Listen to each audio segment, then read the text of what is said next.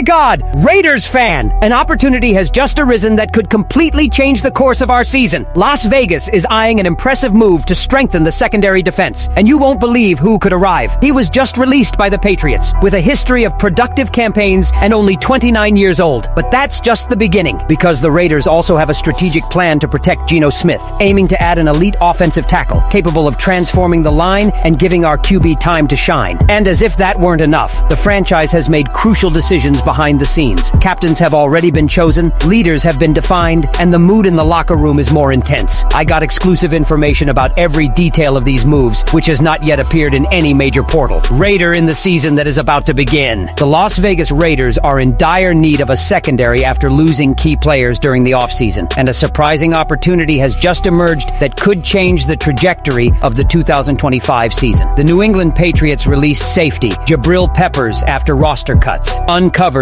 due to concerns he wouldn't fit into their defensive scheme. At just 29 years old and with a track record of consistent production, Peppers could make an immediate impact at any point in the NFL. And right now, the Raiders are hot on the market. Ted and Gwen of The Athletic specifically singled out Las Vegas as a potential landing spot, which makes sense considering the Raiders parted ways with Trayvon Moehrig earlier this offseason without securing a suitable replacement. The Raiders make a lot of sense, Nguyen posted on X. They want an upgrade at safety so Jeremy Chin can play more nickel. They could also ask him about the New England defense. And there's the revenge factor in Week 1. Last season, Peppers played in only 6 games due to injuries and off-field issues, recording 40 tackles, 1 interception, and several passes defended. However, in 2023, he appeared in 15 games and totaled 78 tackles, 1 sack, 2 interceptions, and 8 passes defended. A graduate of the University of Michigan, Peppers was originally drafted by the Cleveland Browns with the 25th overall pick in 2017. He spent 2 seasons in Cleveland before being traded to the New York Giants for Odell Beckham Jr. While not an Ed Reed caliber talent, Peppers has been productive wherever he has played. Signing him would fill a clear hole in the Raiders' defense, which showed improvement last season but still left obvious vulnerabilities exposed. The timing makes this story even more interesting. Las Vegas will face New England in Week 1 on September 7th. Will Peppers get the chance to make his former team pay? The revenge angle alone has added intrigue, urgency, and drama to Las Vegas's offseason plans. This potential acquisition isn't just about filling a hole in the roster, but also sending the message that the Raiders are serious about competing in 2025. Peppers' guidance, experience, and ability to create turnovers could immediately elevate the defensive unit and give Jeremy Chin more freedom to play in the nickel, something Las Vegas clearly values. Imagine the excitement at Allegiant Stadium if the Raiders land this defensive weapon, and the story practically writes itself. A former Patriots player with the potential to turn the tide in the season opener, heating up both the half and the fans. Takeaway 2.